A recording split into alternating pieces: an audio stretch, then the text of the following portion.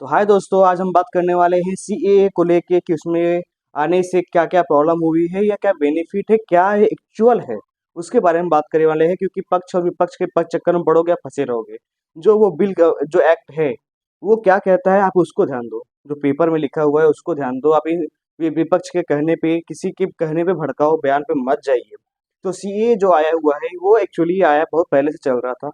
ये आपको पता होगा, एक बार लॉकडाउन टाइम पे भी ऐसे जब ये नियम आ रहे थे तो शाहीन बाग में बहुत सारा धरना दिया गया था कि भाई ये नहीं आना चाहिए, खिलाफ है, जो कि खिलाफ है ही नहीं। किसी मुस्लिम को इससे कोई प्रॉब्लम नहीं है, मतलब नहीं है, क्योंकि ये मुस्लिमों से हाय हेलो करने के काम ही नहीं है।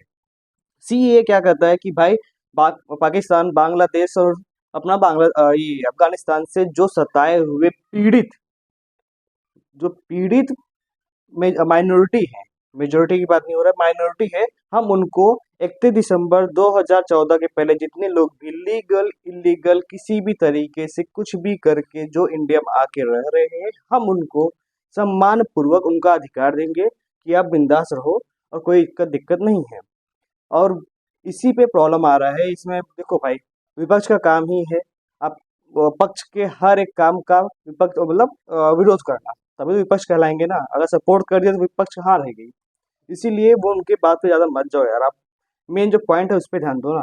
सीए कहता है कि भाई जो वहाँ पे माइनॉरिटी है, जो वहाँ पे प्रताड़ित हैं, पीड़ित हैं, उनको हम लेके आएंगे, अधिकार देंगे। लेके नहीं आएंगे, जो आ चुके हैं उनको हम अधिकार देंगे। तो इसमें विपक्ष का कहना है क्योंकि इसमें भेदभाव हो रहा है, मुस्लिम को क्यों नहीं कहा गया।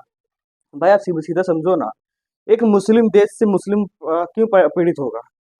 हाँ, उनका पर्सनल कोई रीजन है तो अलग बात है। अगर धर्म के हिसाब से तो पीड़ित नहीं होगा।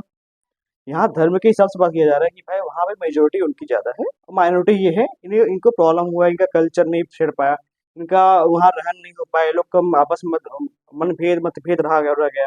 इसलिए भाई वहाँ से पीड़ित थे, आगे यहाँ पे हम इनको अधिकार देंगे। और इसी में विपक्ष कह रही है भाई ऐसा नहीं वैसा है। अरे भाई आप पॉइंट पे पॉइंट बात करो। हाँ, आपकी ही सरकार, अभी विपक्ष की बात करता हूँ, एक टाइम थी जो बोलती थी कि भाई सीए को आना चाहिए। हाँ, अब आप बोलते हो नहीं आना चाहिए, क्यों आ रहा है। अरे मुस्लिम देश को, भाई एक ही सिंपल समझो। आप मुस्लिम देश से कैसे पीड़ित हो सकते हो, आज आप खुद मुस्लिम हो तो जब वहाँ आपकी मेजोरिटी है, यहाँ आपके ही लोग हैं, आप वहाँ से पीड़ित हो सकते हो क्या। हाँ, पर्सनल रीजन रहा, आपस में मतभेद, किसी से आप झगड़ा किए हो अलग बात है, पर एक्चुअल देखोगे तो आपका कोई प्रॉब्लम वहाँ पे नहीं है। प्रॉब्लम किसको होती है, जो माइनॉरिटी है। और जैसे आप इंडिया में बोलते हो ना कि आप माइनॉरिटी का आपको प्रॉब्लम है, फिर भी आपकी संख्या देखो तो बहुत हाई फाई है। आपने इंडिया में सबसे ज़्यादा माइनॉरिटी दिए हैं, हमारे जैन और बौद्ध लोग हैं। वो तो कभी नहीं बोलते भाई हम पीड़ित हैं। जैन ने कभी बोला कि हम पीड़ित है।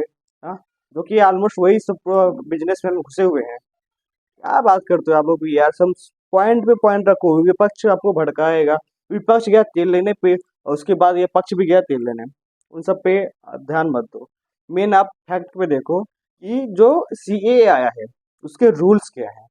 एक बार आप रूल्स देखो, अगर रूल्स में आपको प्रॉब्लम होता है तो रूल्स के देखो, पॉइंट टू पॉइंट बात करोगे ना तो आप किसी भी गवर्नमेंट को उठा सकते हो। आप हवा में आके किसी के बहकावे पे कुछ भी बोलोगे तो उससे कुछ नहीं होता। तो बस मैं वीडियो यहीं खत्म करूँगा, बहुत लंबा खींचना नहीं है। सीएए पे कोई दिक्कत नहीं है, ये एनआरसी या एनपीए नहीं है जो आप बोल रहे हो। जो आपको लगता है कि भाई हमें हमें साथ पुश के दिखाना पड़ेगा, प्रोफाइल, कुछ नहीं है भाई। ये सीएए है, इसमें अधिकार दिया जाता है, लिया नहीं जाता। और जो एनआरसी है उसमें भी आपका सिर्फ एक चेक किया जाता है कि हाँ आप यहाँ पे हो, आपका नाम एग्रीमेंट पूरा प्रॉपर किया जाता है। इसमें दिक्कत वाली बात नहीं है। अब आप है, अब रही बात वही कि आप उसी टाइप के हो तो आपको भाई विरोध करना ही पड़ेगा, आप क्या बोले। अगर आप सही हो तो आपको कोई दिक्कत नहीं है, गलत हो तो भाई राम जाने। जय श्री राम।